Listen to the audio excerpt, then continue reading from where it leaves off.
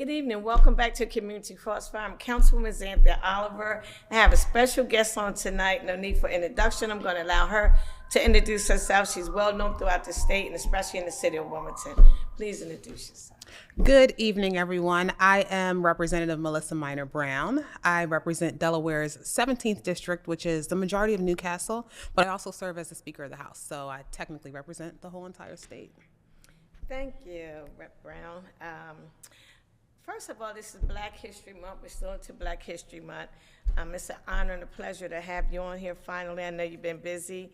But I'd like you to speak a little about being the first Black female Speaker of the House in Delaware's history, and what does that achievement mean to you personally, and how do you see the impact of the future of minorities in Delaware politics?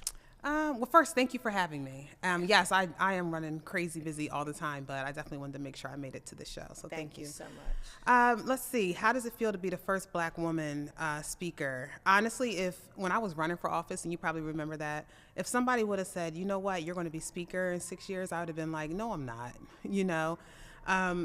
Because for me, it really wasn't about that, right? Mm-hmm. It was really about, well, for one, let me just say, to be completely honest with you, I used to like run from any type of conversation related to politics, especially around that time. Yeah, like that was not my thing. Okay. But I also see politics differently, right? Like, to be honest, I still don't, I really don't like I wish I could curse on this show. Okay. I don't like the BS that comes with politics, okay. Right? Like, are we here for the people or are we not here for the people, exactly. Right? Like, and that's why I actually ran for office. You know, I'm a nurse first. Right. And it's all about trying to do what we can do to uplift people. Right. So, you know, and I'm assuming that's how, I mean, I think everything that I've experienced has brought me to this point as being Speaker of the House. So when I think about me being Speaker, I just, you know, I hope that this opens doors for other people that look like me, that come behind me, the one to the right and the left of me, because I can't wait till the day when we don't have to say we're the first anymore.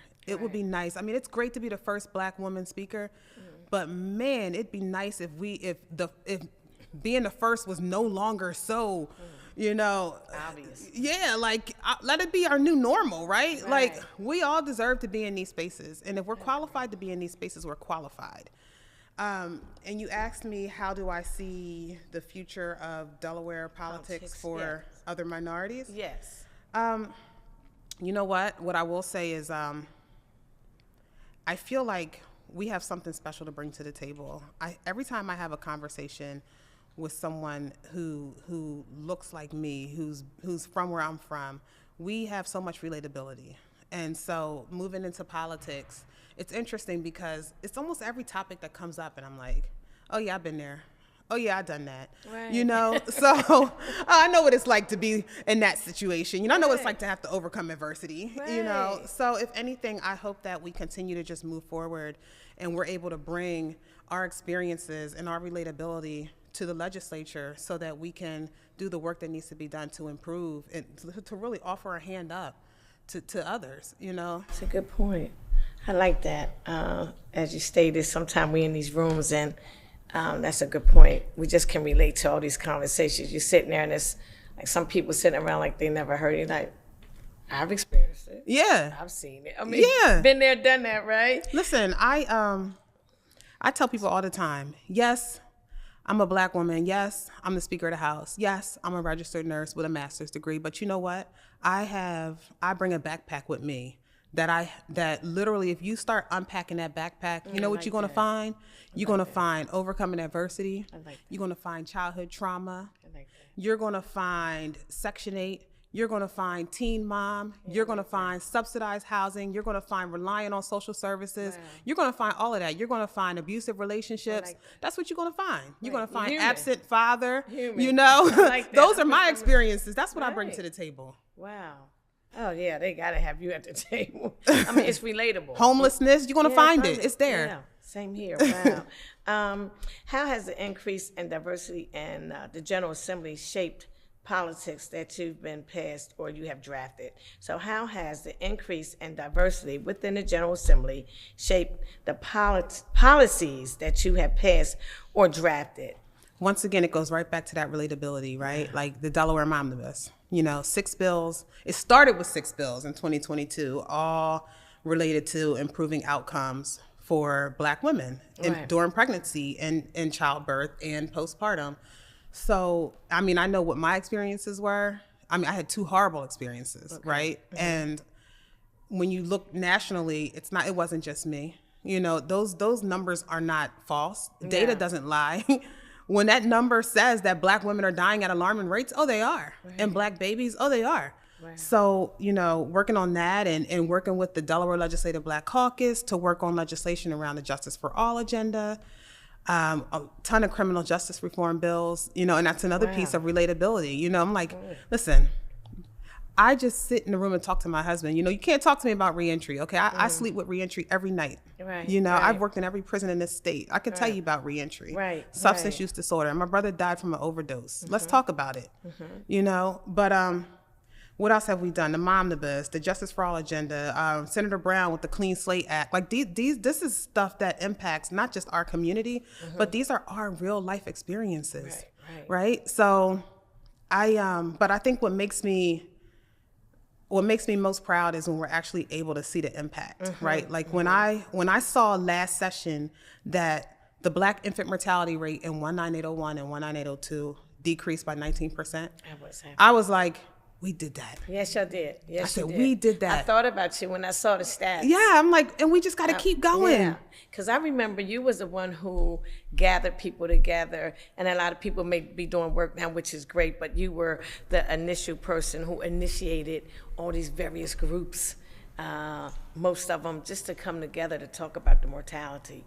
So when I saw the drop, I was like, wow, she has to be proud of herself. I'm telling you, I literally cried because I was like, we're doing the work. And I got to give props to my community advocates, right? Because we got Councilwoman Darby, and we've got Michelle Drew, and we've got Erica Allen, and we've got folks that are in the community doing this work, right? But when it comes to the state piece, we got to get the legislation done. That's right. And we need the advocates. We need them here. But we got to get them state laws done. We got to make sure that people with private insurance have doulas. We need to make sure Medicaid, there's doula access, and we got to keep going. Oh, I love it. I'm telling you, when I saw them numbers, I was like, thank God she's in office, you know, because even we need all them advocates, but we need somebody up top to push that agenda. And for them to keep it going. That's where it starts from the top. So thank you so very much. Thank you. Wow, that's beautiful. What specific action have you taken or plan to take during your current term to address the issues that's faced by the marginalized community and ensure that we receive support? You know what? The one thing you can't do is be quiet, right? You got to keep talking. And a lot of times, first of all, when you get down to Dover, don't forget the people that came to Dover with you, you know, and those are the ones that had your back, that were rooting for you to get into office, that were out there working for you, whether it's the big guy or the small guy, right, or the small person, because those are the ones that need your support. And I think we just have to make sure we're focused on the right things. We have to make sure, especially right now, okay, so we've seen, 50 plus executive orders come down the pike from the White House. Those, you know, a lot of those initiatives are going to impact Black and brown communities. We know it, right? We saw a memo to halt federal funding. Thank goodness that, you know, the courts got involved, but that doesn't mean we're not going to see it again. Right. It's coming back. Exactly. Then we saw another memo that basically said if schools continue to teach certain things that we are going to lose federal funding. That's real. You know, and that's going to impact our education system. And let's not pretend like there are some schools already in Delaware that are already significantly significantly impacted and have for a long time been forgotten, right? But I think that, look, I'm losing track of what we even talking about now, because now I'm getting into the conversation. You're all into it. But I'm just saying we have to stay laser focused, and we have to make sure that we are literally focused on the right things, which is ensuring that Delawareans can stay above water. That's right. Ensuring that we're looking at the issues that really impact everybody's everyday living, right? Housing, healthcare, workforce, you know, clean air, clean parks. Like, if people don't have housing, they're not gonna be able to work. I'm talking about the clean water. Right. Yeah. If people aren't working, they're not going to be able to get the quality health care. That's right. You know, so it's like a vicious circle, but we have to be able to really do the work to improve people's quality of life and really lessen the cost of living. And I mean, one thing that you stated was we already know with these executive orders with who it's going to impact. I said that a couple of weeks is people up here going to be okay. Some people who's down here, they are survivors. We're talking about the middle class. That's going to affect a lot of people. And a lot of people are struggling with it now. And I saw it on the news. Anxiety attacks, people going to the doctors, people losing their jobs. They have homes. It's a shame. It's awful. And when you mentioned about the education, you're talking about the HBCU schools. And it was a school, I forget, on TV they showed that HBCU school, they canceled this big event they was having because they didn't want to be out there to be noticed. And I'm like, wow. That's sad. That's sad. Yeah. Because they didn't want anyone from, the White House to look at them some kind of way and maybe take their funding. So it's a lot of people out here scared. Yeah. And should be. Yeah. Because like you just said, it's real. Yeah. But you know what, though? I try to remind people, for one, we've been here before, right? Like, we went through this for 4 years when Trump was president before. We made it through. And the one thing that we did do was, knowing that there was a possibility that he could come back, we did a lot of work in the legislature to try to protect Delaware, So when it comes to like Affordable Care Act and things like that, we've codified a lot of things that will protect Delawareans. So, I mean, we're good there, but we still have to be mindful of what's going on. And then for folks who share the same color that we share, I don't know about you, but I'm not absent from being oppressed. Me either. I've been dealing with this my whole life. I've been having to overcome adversity my whole life.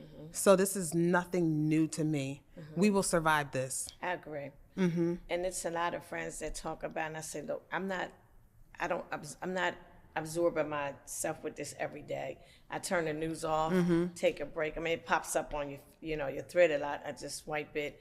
I'm just not going to live like that every day to have him in my face every day or have all this toxic, So I'm on various prayer lines in the morning, different preachers, pastors, and just try to get some prayer early in the morning and just start my day off for meditation. It's just too much. But like you said, this too shall pass. Oh, yeah. We made it through COVID and the other 4 years he was in. I mean, I think it's a little more damaging now, but he's definitely showing off. Yeah. He learned a little bit. He's showing off. He's like, this is my last 4 years. I'm gonna tear it up. But we will survive and we will come out stronger than we've ever been. I agree. As a state representative with a nursing background, how's your experience in healthcare influence your approach to the legislation process?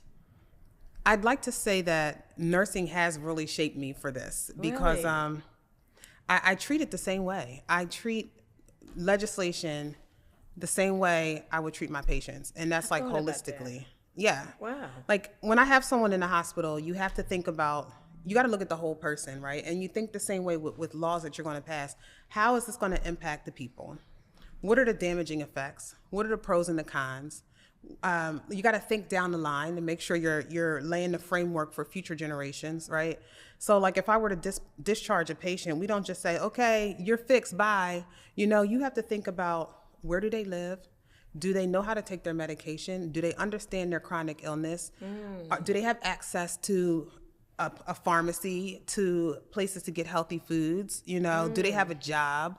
Then you got to even think about, well, what have you experienced in your lifetime that may impact how successful you're going to be in society? Have you been through trauma? What's in your backpack, right? And unpack that backpack. And you got to look at legislation the same way, because if you don't, you'll just be passing laws, and you're not even, it might sound good, and maybe it sounded great for California, right? But does it fit Delaware? Right, that's right. And how's it going to impact Delawareans? And sometimes it's easy to get caught on like the national politics because it sounds good, but it still has to fit Delaware. And we may not be able to pass legislation that's that same exact piece that came from California. Right. We have to reinvent something that works for Delaware and make sure that it's not going to hinder one population or one community while it uplifts another one.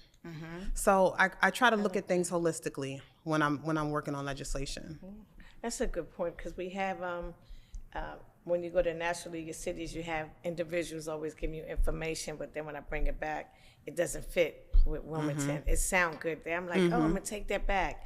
And when I come in, it's like their population was quite triple what ours was, so it wouldn't be the same. We couldn't even do it fiscally. Right, and maybe we could do, the thing is, I guess we find out what the problem is, right? And then we figure out how do we address the problem. And it might not be that route, but we can still figure out how to get the same outcome. Yeah. Right? So it takes a lot of thought. You can never rush legislation. I try to tell my colleagues that. Got to take your time and work it right. Just work it right. Take it easy. Wow, I'm glad that was a good point you just made. Never rush legislation. I'm going to keep that in the back of my, build on that. Yeah, okay. Build on that. And how has your nursing experience empowered you to advocate for underserved communities? Can you share some of the examples of legislation that you have enacted? Absolutely. Maybe one or two pieces. Well, okay, I'll start with when I was running for office to begin with. I had a patient, his name was David, and he had unmanaged schizophrenia. And his nurse practitioner had wrote for him to have a medication. It's an injection once a month called Invega Sustenna. And she wrote for this medication, and immediately we got a fax. It was a fax. Dang, we don't even use fax anymore, do we? I say that was a long time ago. Yeah. Old school. And it wasn't even that long ago. That's what's so crazy about it. So they basically faxed us over a document saying that his medication was denied by the insurance company because he had to try these other meds first, 3 other meds, and he had to fail at those meds before they would give him the medication that the doctor prescribed. And I'm like, they don't even know this person. Like, I'm the nurse. I am looking at him. I understand the space that he's in. He needs that once a month injection, and it works. And so while he was trialing all these other medications, he ends up playing around with matches, and he ends up dying in a fire. And I thought, wow, we really failed this man, because he's going through so much right now, and just having unmanaged schizophrenia, and you're hearing voices, and you're anxious, and you can't settle, and you're expected to take multiple pills multiple times a day. It's a pilot program? No, this was real life in Delaware. Right. And so actually, when I made the decision to run for office, that was one of the things I talked about. I was like, and I was actually really nervous to run for office. I mean, I was like, I got to knock on somebody's door and talk to these strangers. Wow. But I did it. And I used to down the doors. I did. Yes, Every day after work, I would have my scrubs on. Yeah. And I was like, listen, I'm not a politician. I was like, I don't really know that much about politics, but let me just tell you, this law I got to change. Right. Like, my patient just died. This is what happened to him. Well, I know several people's doors you had knocked on, and the one lady I ran into someone at IHOP, and she lives in your district, of course, her and her husband, and she was like, I told her, I know her husband, and I was like, well, I'm running for office. She's like, well, I met this lady named Mimi and Brown, she's like, and she was real, she was so real, we're gonna vote for her. Oh. So I think the way you came off in the honesty, just being real with people, and they saw how you were passionate about what like you said, no, I don't really know politics, but this is what I want to do. They was like, yeah, somebody knew. That's right. That sounds good, Yeah. And then just being honest with them. Yeah. Yeah. I had a conversation with someone one day when I was campaigning, and she talked about one of her kids that was in and out of rehab for substance use disorder. And we had a really good conversation, because I said, yeah, I have a brother who's suffering from substance use disorder, and it's one of the hardest things I've ever had to deal with, because you have to try to show tough love, but you really love that person so much, and that, just one situation away, you could get that phone call, and they could be dead, right? And I actually got that phone call, but I always thought, man, I want to do something to really make sure that we have a long-term inpatient rehab facility in our state. We don't have one, right? And I always. I had encouraged several people. We need one here in Wilmington, since this is the largest municipality. And that's why I try to work so hard on an opioid addiction, because I have several friends, there's kids or nieces or cousins. I mean, so many of them. Yeah. And going to these funerals, I don't even go to them anymore. I just send a resolution. But it's like, it's so people sad. you know, and it's like they're getting them out the corner store. And just to jump the subject, that's why I was like, look, the marijuana, it's left the station. They're buying it in the corner stores, and I say it every other week. They're buying marijuana in all these corner stores, all these foreigners, these corner stores. And I'd rather see them in 1 or 2 dispensaries in Wilmington so they could buy some clean stuff. Buy some safe Just buy marijuana. That's right. At least you know it's not laced with That's fentanyl. right. My brother actually died from a fentanyl overdose. See? And the people I'm talking about, we had a petition out there with over 500 names. 3 of the women, young ladies who have lost loved ones, and I was out there with them in a different area. But people, just the stories of the fentanyl overdose is, I mean, it's saddening. Yeah. It's saddening. And it's something that's preventable. I'm not saying people are not going to do what they're going to do, but some of these cases are preventable. And I mentioned Dave Tiberi because he told me it's okay to mention. Like I tell him, like, it's not, just has no zip code, no color, that fentanyl. I mean, Dave and them are loaded, Tiberi, and his nephew, cousin, whatever, come home having a little fun, smoking some supposed to be clean pot and laced with fentanyl over the Christmas holiday, and he dies. That quick. So just that quick, just sociable, having fun, and there it is. And that's why I think it's important that we have legislators such as yourself down there, along with other legislators who care about our community and who look like us, who can understand what we're all going through, and who has been through some stuff, So I really appreciate it. What else would you like to talk about? We have a few more minutes. I don't know. What's the hot topic? Oh, the hot topic, and we're not going to get into it. What is your thoughts briefly, because I know you have a lot going on with it. I had a meet with Delmarva Power the other night with over 50 seniors who came out, and it was cold outside. And I just thought it was sad that the young lady who came and spoke, very nice lady, young lady, but she never let the other 2 representatives speak. And she just kept mentioning this was a cold winter, your houses are cold, maybe your houses are old, maybe your pipes are old, maybe this, maybe that. And I'm just listening to her, and it was people in there that had some common sense and was like, look, winter's winter. And it hasn't been some cold days, yes. But what about last couple of summers when it was warm out? What was going on then? Where's the money from all that? And when it was cold, it's called winter. That's why it's called winter. So just because you might have had 10 days of winter don't mean your bill hikes up double or 3 times. And you had seniors, and I really felt bad because the one lady was very upset. She's on a fixed income. Husband's no longer living. She's at almost 280. She's up there. Give her a tissue. She's like, there's no way I'm going to be able to survive with another $600, $700. A whole car payment. She can't do it. She's like, I mean, basically, when I'm sitting talking to her, then it's either buy some food or her lecture. It's just her. Husband's not there. Retired school teacher. She's 80-something years old. Where is she going to get the money to pay for a $700 lecture bill? So I know just from reading on some information, Delmarva Power went through a lawsuit, the grid, and it was very low. And now they're making the customers pay for it. And I think it's unfair that you have these seniors. I mean, look at me, how I can't even afford it. Just to say, my bill went up too. My bill was $596. That's a lot. Yeah, it is. I didn't ask for a new car. Right. And I don't have a car. Right. And I got to keep my lights on. Exactly. Yeah. So, and then when you send somebody out that can't answer the question, then you have the people in the audience that's getting hostile, irate, because you just keep repeating the same thing. And then to sit up there and say, well, look, my bill's even increased. And why did she say that? Because they really went like, well, you can afford it, Miss Delmarva. I mean, sometimes you have got to know your audience. And I just think it's unfair that whatever has taken place, I'm hoping that Dover, if it's anything y'all could do to reverse it. I know a lot of this has to do with the advocacy board. And it's a meeting March the 12th in Dover. I have the information.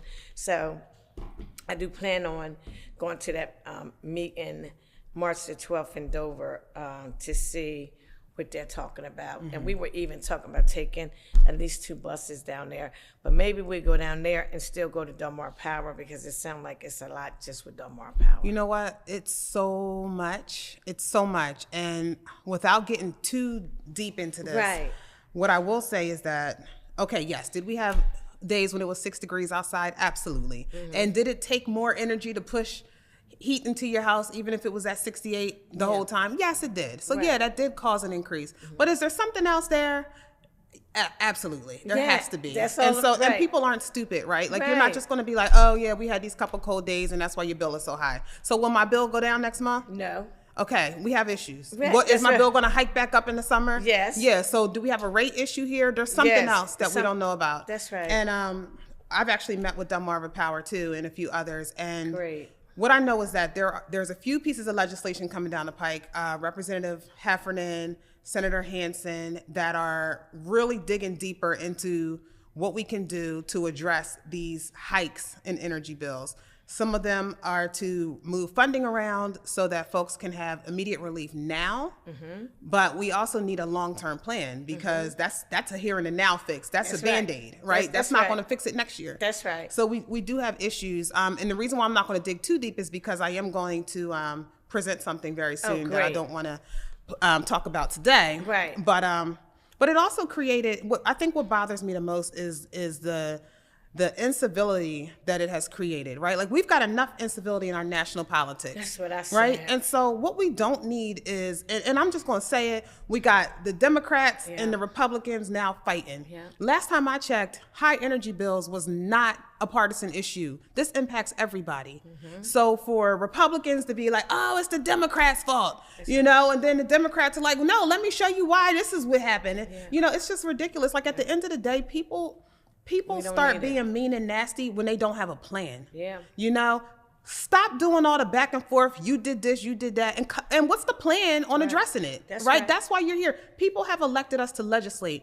People have elected us to pull down and lift them up out of these impoverished situations, these hard situations. And this is a hard one. Exactly. And that's what we should be doing. So all the back and forth to distract people is ridiculous, right? And that's all you're seeing on social media right now. Oh, the Democrats did this. Oh, the Democrats did that. No, actually, if you go back to 2005, all of y'all voted on the RPS bill. So stop acting like you don't want to bring that up. That's right. Okay? That's But that's right. not what we're here for, because I'm not going to play the blame game. That's right. All I'm going to say is I think we need to be working together, because at the end of the day, this is affecting every single human being in this state. Yes, it is. And we need to figure out what's the path forward to make sure this does not continue to happen.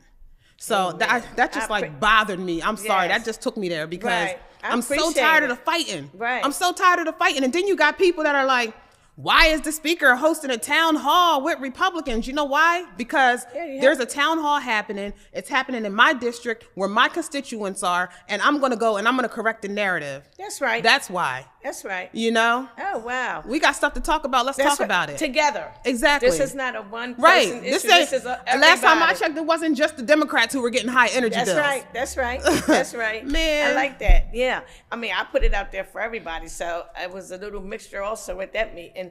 But the main thing I think you just said is stop playing the blame game, and let's figure out what we can do. What's the plan? Because what people don't understand, and I told them, this is just now, people think this is going to stop. When it gets warm, your bill's going to still be Exactly. high. Exactly. So either y'all get yourselves together, start calling Congress, Lisa Blunt Rochester, call the Congress. Yeah. I mean, that's their bipartisan bill. Their number works just like our number works. Yeah. Call Washington, call Lisa, call Chris Coons, call Sarah McBride.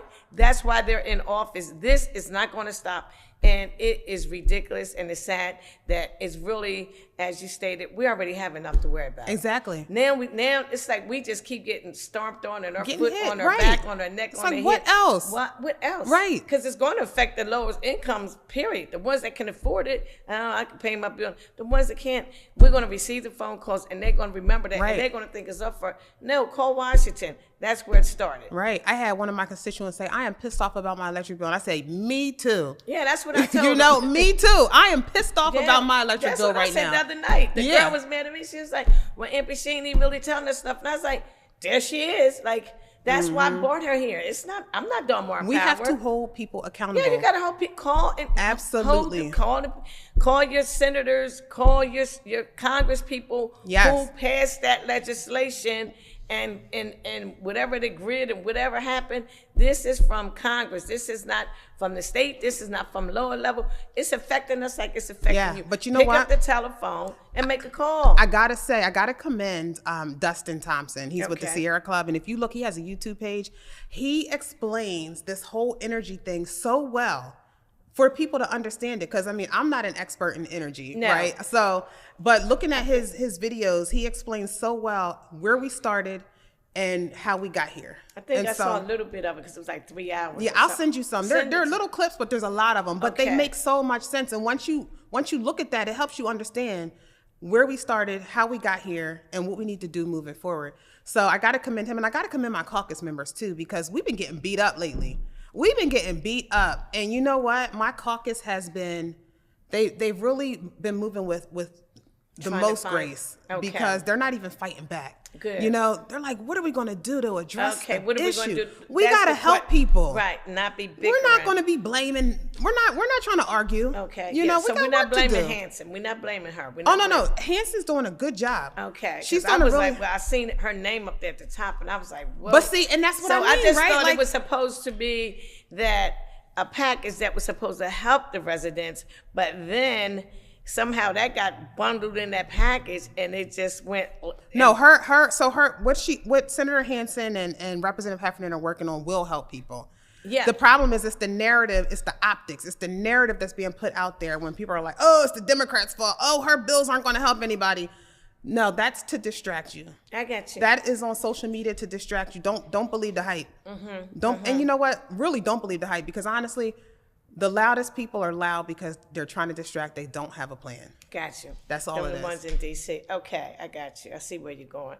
But whatever, I like what you said, because I told them it's going to be some relief coming soon. But like you said, that's just a Band-Aid.